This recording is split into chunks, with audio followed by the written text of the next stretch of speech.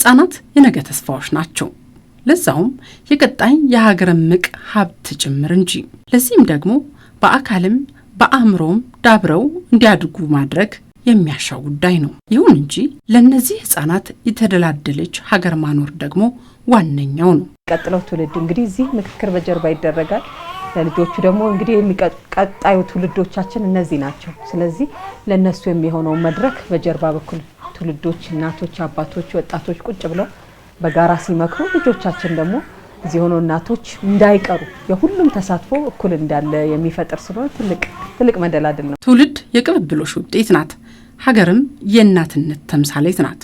እናት ለልጇ ያላትን እንደምትሰጥ ሀገርም በማያልቅ ፍቅር ልትወደድ ይህ የፈጣሪም የተፈጥሮም ህግ ነው። በአዲስ ዓለም አቀፍ ኮንቬንሽን ማዕከልም እየሆነ ያለው ይኸው ነው። እኚህ አበቦቻቸው ለፍሬ በቅተው ሀገርን ይረከቡ ዘንድ ስለ ሀገራቸው ስለ ልጆቻቸውም እየመከሩ ነው። በዚሁ ማዕከል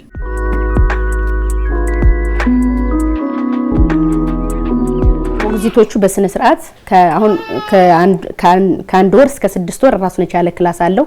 የኔ ልጅ ከአንድ ወር እስከ 6 ወር ባለው ውስጥ ነው ያለችና ሞግዚቶች 4 ናቸው እዚህ የሚኖሩ እና በስነ ስርዓት ተንከባክበው እኛ ያለ ምንም ስጋት 4 ሰዓት ተኩል ሻይ ረፍት እንወጣለን። መጠን አጥብተን ተመልሰን እንሄዳለን።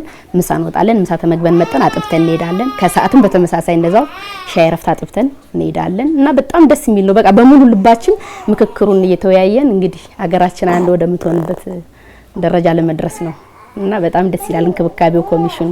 እኔ እርግጠኛ ሆኜ የምነግርሽ ምንም ስጋት የለብኝም። ያው ሰዓቱ ስለደረሰ ብቻ ሻይ ረፍት ስለተባለ ብቻ ነው እንጂ ወጥቼ የምመጣው 100% ስላየዋቸው ሰዎቹ ሞግዚቶቹ በጣም ኳሊቲ ናቸው። ልጆችን እንደልጃቸው ይዘው እንክብካቤያቸው ሲነጫነጩ አዝለው አስተኝተው እንደናት ማለት ነው እና ያን ስላየው እኔ 100% ለውይይቱ ልቤን ውይይቱ ጋር አድርጌ እነሱ በደንብ እንደሚይዙልኝ አረጋግጬ ነው መከታተለውና ውይይቱን ደስ ብሎኛል። እኔ በእውነቱ ኮሚሽኑ ላረጋለን በተለይ ለእናቶች ያደረገው እንትን በጣም የሚያስደስት ነው። በጣም ደስ ብሎኛል።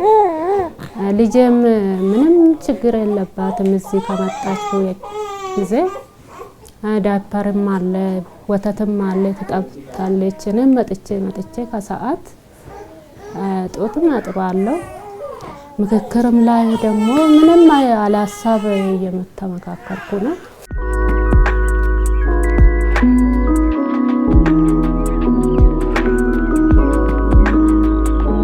እናቶች በተደላደለ መልኩ ለሀገር እንዲመክሩ ማድረግም ቀዳሚው ተግባር ሆኖ ያገኘነውም ለዚሁ ነው። ትልቁ ዋናው ዓላማ ምንድነው?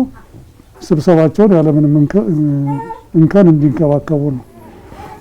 አንዳንዶቹ የራሳቸው ሞግዚት ይዘው መጥተዋል። አለበለዚያ ግን ለዚህ ለነኚህ መዋለ ህጻናቶች የተመደቡ ሞግዚቶች አሉ። በክልሉ በኩል ከጤና ሚኒስቴርም ጋር መተባበርና ይሄ እንግዲህ ያለምንም መጨናነቅ ስብሰባቸውን እንዲያካሂዱ ለማስቻል የነገ ሀገር ተረካቢ ህፃናትን የሚንከባከቡት ሞግዚቶች ኃላፊነታቸው ድርብርብ ነው። ወዲህ ሀገር የምትጸናበት ምክክር ላይ የሚገኙ ወላጆች ትውልድን የሚያሻግር አጀንዳ ይዘው ሲመክሩ፣ ከዚህ ደግሞ ለሚመከርላቸው ልጆች እንክብካቤን ያደርጋሉ። በጣም የሰለጠኑ ጥሩ ሞግዚቶች አብረዋሉ። ለልጆች ኬር ያደርጋሉ። ይሄ በሙሉ የልጆች ጤና፣ የእናት ጤና፣ የቤተሰብ ጤና የሀገር ጤና ስለሆነ በዚህ እየተሰጠ ያለውን አይተናል። ልጆች በጣም ደስተኛ ናቸው። ደምታው አንዳንዶቹ ረፍት ያደረጉ ነው። አንዳንዶች ደግሞ እናቶቻቸው መጥተው አጥብተው ይመለሳሉ። ስለዚህ ይሄ ብዙ ጊዜ የልጆች የምግብ ደህንነት፣ የልጆች ጤና፣ የልጆች እድገት ብለን ስንል እነዚህን አስበንበት በተቋም ውስጥ ብዙ ስራዎች ተሰርተዋል።